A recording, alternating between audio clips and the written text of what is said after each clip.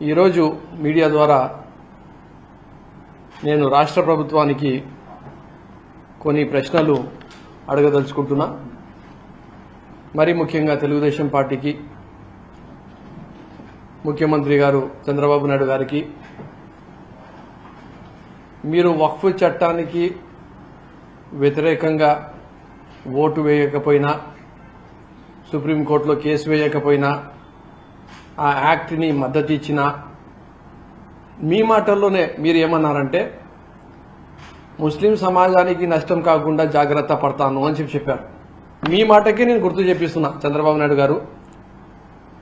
మరి జామియా మసీద్ గుంటూరుకి సంబంధించిన 233 ఎకరాలు, కొత్త మల్లాయపాలెం విలేజ్లో ఉన్న 233 ఎకరాలు ఏపీఐఐసి ద్వారా దానిని అక్వైర్ చేసుకొని వక్ఫ్ బోర్డు నుంచి తీసేసుకొని ఎవరికో ఒకరికి ఇండస్ట్రీస్కి వాళ్ళకి కట్టి పెట్టాలని చెప్పి ప్రయత్నం చేస్తున్నారు. సార్, ఫస్ట్ ఆఫ్ ఆల్ వక్ఫ్ భూమిని మీరు అక్వైర్ చేయకూడదు, అమ్మకూడదు, కొనకూడదు. అది అల్లా ప్రాపర్టీ. దానికి కావాలంటే లీజుకి తీసుకోవచ్చు. రెండోది, ఒకవేళ మీకు నిజంగా వక్ఫ్ బోర్డు పైన కానీ ముస్లిం సమాజం పైన కానీ ప్రేమ ఉంటే, అక్వైర్ చేయాలనుకుంటే దాని మార్కెట్ వాల్యూ ఎంత ఉంటే అంతకు తీసుకుంటారు. లేదంటే ఏదైతే అక్విజిషన్ చేస్తున్నారో దానికి ఓపెన్ యాక్షన్లోనా చేస్తారు. కానీ మీరు ఏం చేస్తున్నారు అంటే, మీకు తెలుసో తెలియదో మరి ఇప్పుడైనా మీరు స్పందించాల్సిన అవసరం ఉంది. కార్డ్ వాల్యూ స్టాంప్స్ అండ్ రిజిస్ట్రేషన్లో 9 లక్షల రూపాయలు ఉంటే మీరు 9 లక్షల రూపాయలకి ఏపీఐఏసీకి ఈ భూములు ఇచ్చేయాలని చెప్పి వక్ఫ్ బోర్డుకి ప్రతిపాదన పంపించడం జరిగింది. దాంట్లో కూడా 25%, 30% మాత్రమే మీకు డబ్బులు కడతాము, మిగతాది తర్వాత ఇస్తామని చెప్పి చెప్తున్నారు. అక్కడ పోయి కనుక్కుంటే వాల్యూ ఆఫ్ ల్యాండ్ మార్కెట్ వాల్యూలో ఎంత ఉంది అని కనుక్కుంటే 233 ఎకరాలకి ₹1 కోటి వేసుకుంటే కూడా మినిమం ఈరోజు గుంటూరు చుట్టుపక్కలలో 233 కోట్ల రూపాయలు అవుతుంది. కానీ మీరు ఎంత ఇస్తామని చెప్తున్నారు? 20 కోట్లు ఇస్తామని చెప్పి చెప్తున్నారు. కాదు, అక్కడ ఇంకా రింగ్ రోడ్ వస్తుంది, ఇంకా బాగుంటుంది మార్కెట్ వాల్యూ అని చెప్తే 2 కోట్లు వేసుకుంటే 466 కోట్ల రూపాయల వాల్యూ ల్యాండ్ అవుతుంది. అంటే దాదాపు 500 కోట్ల రూపాయల ల్యాండ్ని మీరు 20 కోట్లలో ఎవరికో ఇండస్ట్రియలిస్ట్ని మేలు చేయాలని చెప్పి కట్టబెట్టాలని చెప్పి ప్రయత్నం చేస్తున్నారు. అలాగే మళ్ళీ మంగళగిరిలో, మళ్ళీ అంజుమనే ఇస్లామియా గుంటూరుకి సంబంధించిన మంగళగిరిలో ఎన్ఆర్ఐ కాలేజ్ బ్యాక్ సైడ్లో ఉన్న ల్యాండ్, వెరీ వాల్యుయబుల్ ల్యాండ్, దాదాపు కార్డ్ వాల్యూ అక్కడ 28 లక్షలు ఉంటే అది ఒక 20 కోట్లలో తీసుకోవాలని చెప్పి ప్రతిపాదన.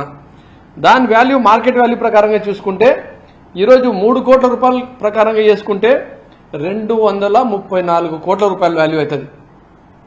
5 కోట్ల ప్రకారంగా వేసుకుంటే 390 కోట్ల రూపాయలు అవుతుంది. అంటే దాదాపు మినిమం మార్కెట్ వాల్యూ వేసుకుంటే 467 కోట్ల రూపాయలు. కరెక్ట్గా మంచిగా మార్కెట్ వాల్యూకి ఎంత ఉంటే అంత మీరు ఇస్తే దాదాపు 850 కోట్ల విలువ ఉండే ఆస్తిని 40 కోట్ల నుంచి 50 కోట్ల రూపాయలు, అది కూడా 30% ఇస్తాం అని చెప్పి ఈ వక్ఫ్ ఆస్తుల్ని దోచుకోవడం కాదా? ఇది దుర్మార్గం కాదా? ఇది ముస్లిం సమాజానికి వెన్నుపోటు కాదా? ఇది ముస్లిం సమాజానికి ద్రోహం కాదా? సార్, మీ దగ్గర భూములు కావాలంటే 50,000 ఎకరాలు సిఆర్డీఏలో ఉన్నాయి. మీరు సిఆర్డీఏలో ఇచ్చుకోండి. మేము 5 సంవత్సరాల్లో ఇలాంటి అక్విజిషన్ ఎక్కడైనా చేసినామా? మా ప్రభుత్వం ఉన్నప్పుడు ఇలా వక్ఫ్ భూముల్ని మనము కొట్టేయాలా, ఇంకోరికి మంచిది చేయాలని చెప్పి ఎప్పుడైనా చేసినామా అంటే చేయలేదు. జగన్మోహన్ రెడ్డి గారు చేయలేదు. ఈరోజు మీరు